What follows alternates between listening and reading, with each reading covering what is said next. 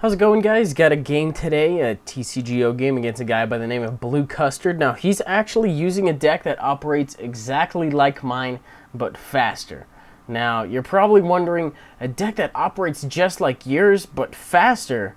Yeah, that is actually very possible if you go by the formula of cards that you guys have seen so far on my channel. For now, we're not really seeing it, but he has a Riolu in this deck for whatever reason. He's also using an energy exchanger. That's an interesting card that lets you put an energy. It's kind of like a PCOM, but for energies, so it's kind of a weird thing to run, but I guess, you know, if he wants to do it. For now, he puts on a grass energy, so I'm like, at first, okay, this guy's kind of a scrub. And I kind of just maintain that idea. But as you can see, I draw into a Skyman, and I believe I'm going to use a Level Ball to also check. Did I? No, I just went straight for the Clef. What I should have done is check to make sure I had both Sunflowers, because I'm pretty sure I don't have both. Another mistake I made fairly early game is putting down Shaman on the first turn. You definitely want to save that for later in the game when it cannot be killed. And right now, it's just like, I'm going to need something to start attacking, because I don't really have anything, and I don't really have the means to get anything. But he comes out Jump Love, which is like, okay, so he's running something having to do with Riolu and with Jump Love. And then he draws a Mew, and I'm like, shit, okay, this is a Mew Prime deck that sees off Jump Luffs. I had a couple people talking about this, how I should put a Jump Luff in the Skittles deck just to have that raw power going. Well, we'll have a demonstration of what that does, just because, you know, my deck relies on having a lot of pokes in play. His deck relies on having a lot of pokes in play. So it's basically just going to be kill or be killed, that kind of thing. Whoever, I guess, has the most pokes left at the end of the field is going to end up winning this. For now, he has a Prism Energy on Mew, which is ideal because, you know, it's unlike the Rainbow Energy where you have to put a damage counter on it, and it still counts as one of every energy, but when you need it for, like, multiple energies, it'll only count as one of them. So, I guess there's that. So he saw off the Jump Bluff. I know what his deck does, but I still need to stock up my bench because my deck kind of operates the same way, too. I'm going to put down that Sunkern, or I'm going to go ahead and go for the Leaf thingy for that Sunkern. And then I believe just go for the Oak, and then shuffle out this hand because I'm not really too big of a fan of it. I want to get some more basics going on. Drawn through Shelmet, which is kind of cool, means I can evolve it next turn if I do get another Sunflora. I cannot remember off the top of the head whether or not I'm running two of them. But Cleffa woke up now. That means this thing's basically dead to me, just because he can mass attack it right now. For 70 damage, I believe. 1, 2, 3, 4, 5, 6, 7. And then once he puts down the other 3 Mews he's got, that's 100 damage right there, guys. So we kind of boost each other. And based on him getting the first move right here, I'm going to need to cut off a lot of these things. Thank God that we still, both of us have all of our prizes. Because if it kept up like this any longer, or if this whole thing started any later, things would have gone downhill for me very quickly. But what I decided to do right now, very stupidly, is send in this Skyman for whatever reason, and I really don't need to be doing that at all. For now, I guess I'm just going to go for the Collector, and then just do this whole thing, and, fucking, what am I doing? I think I might end up retreating that guy out anyways, but it's like the bulkiest thing I have. It can take a mass attack, which is, I think, why I sent it out initially, but he really only needs one more basic on the bench to be good to go. But I figure once I attack it, he'll need 2 more on the bench. So I'm just going to go for the Revenge Blast. Even though he's only taken 1 prize, it'll do 60 damage. The smarter thing to have done would have been to just retreat it and then put an energy on a Saligor and then go from there. Because now I don't have an EX exposed, and this thing operates really good later on in the game. But early on right now, as you can see, the damage output isn't very high. 60 for 2 kind of sucks. But as things go along, it'll be better. The reason I keep hyping this up is because he has incredible potential to kill this thing out. This is going to be his main target just because it'll get him the most prizes in 1 turn. But as you can see, for now, I was going to put down an Eviolite on that lead one. I do have a catcher, so I can take out a benched one, or I can take out the Riolu. I have no idea why that thing's in there, but he does 90 damage with that.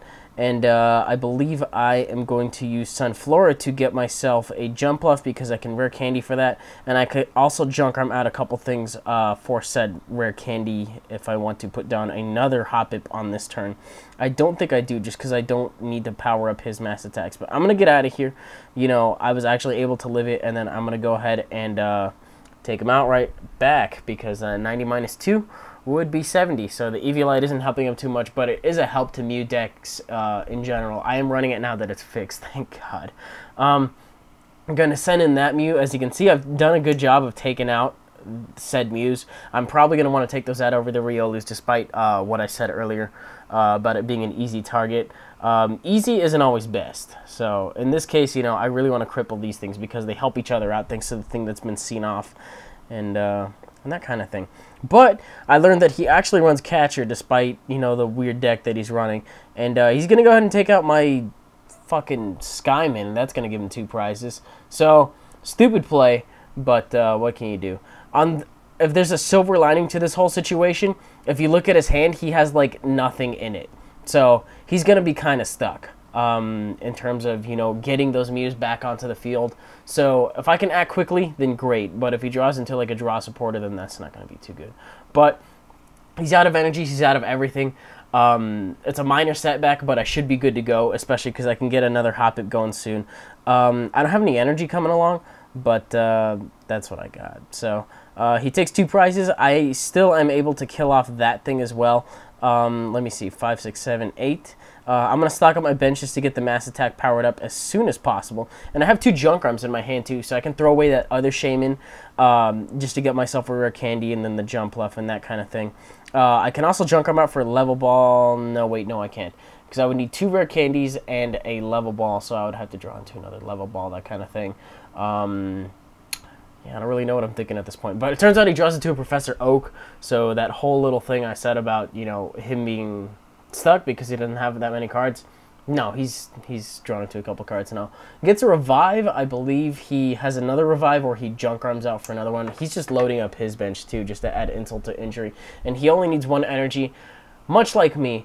But as you can see, he can just attack right off the bat. Once he gets the 1 energy on it, he has the potential to do 100 right off the bat, just because of the way both of our decks operate. But if you look at it, he retreated out into this thing, and I don't think he has any energy. Well, he does, but it's going to be for this thing for some reason. So it does 0 damage because I have a resistance to it, so I don't know why he's doing that. But I'm going to go ahead and take this turn and take advantage. I believe I go ahead and use Sunshine Grace to get myself another jump fluff. And I can junk arm out some things, even if I decide that I need them later. As you can see, I do have the Super Rod in my hand, which I can use to put them right back. I guess I'm junk arming out the Hoppip and the Shelmet because I can put them right back. But I'm going to go ahead and get myself a rare candy and evolve that guy. So, yeah, there's that. And then going to use the Super Rod, I guess I think I'm going to put back some energy too, because this deck doesn't run a lot of energy anymore. So I'm going to put back Cleffa, Shelmet, and some other things because I'm a little hand conscious in the sense that I don't have enough cards in my hand, not in any other sense, you fucking pervs. But I guess I'm going to use Pokemon Collector to pull some cards out of my deck just so I can come into some energy sooner. That would seem to make a lot of sense.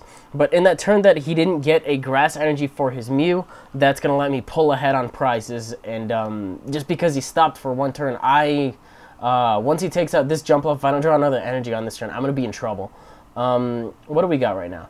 He is going to go for Professor Oak and get himself 6 new cards. I'm sure he'll have an energy at this point, a grass one anyway. I'm kind of curious as to why those Riolus are in there, though. It just really doesn't make a whole lot of sense to me at the time, or at the moment. But there's a Lucario coming up that's pretty interesting. I've never seen it before, but it's got a pretty interesting mechanic to one of its attacks. It's this one, I believe. So Dimension Sphere does 30 damage plus 20 more damage for each of your Pokemon in the Lost Zone. So I can see this working really, really good with the Absol, the one that needs 70 damage in order no, it needs you to put 1 Pokemon in the Lost Zone in order to do 70 damage. So there's that.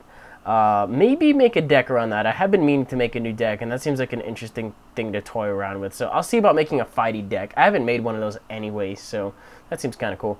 For now, I get the feeling that I'm going to need to shuffle out my hand, and I don't really care about any of these things in particular. I'm just going to go ahead and evolve Hoppip to Skiploom, and then attack and hopefully stay asleep, because I can't have that Mew killing me off, because I need to draw into some energy so I can fucking do something. Unfortunately, I wake up now, and there goes my tempo, because he stalled for 1 turn. I was good to go, and now I was even. But because I stalled for 1 turn, the ball is back in his court, and he puts down, I believe, his 4th and final Mew. Or, you know what? He's super rotted, so he got some back. But he's a smart cookie. He knows that he can just kill off this Jumpluff right now, and he will be good to go. Thing is, I can kill off that Mew, and then we'll see what happens from there. But as you can see, it's 2-1. Odds are not really in my favor, but I'm going to go ahead and try to get a Jumpluff set up anyway and go for the best. So, get myself said Jumpluff and evolve it and just kill him off. That's what I got. That's what I got going on right now. So, 90 damage. The cool thing is thanks to Cleffa shuffling out my hand, though, and him catching that thing out, it woke it up. And, you know, if I really needed to switch around stuff, I could have. The thing that he's noticing here, I believe, is that he is 1 Pokemon short of being able to get the kill, as you can see. So he's got 4, because he killed off one of mine last turn, he doesn't have anything to put down. He's only got 80 damage he can do, guys. Jumpluff has 90. It's a little bit bulkier than Mew, so I guess that extra 30 HP and the extra turn of setup means that he's going to try to go for the Leaf Guard instead. And I say no. You know why? Because Riolu only has 70 HP, and I can kill it off just because he didn't have any other basics on that last turn. So, talk about tripping up at the finish line, but that's going to be the game.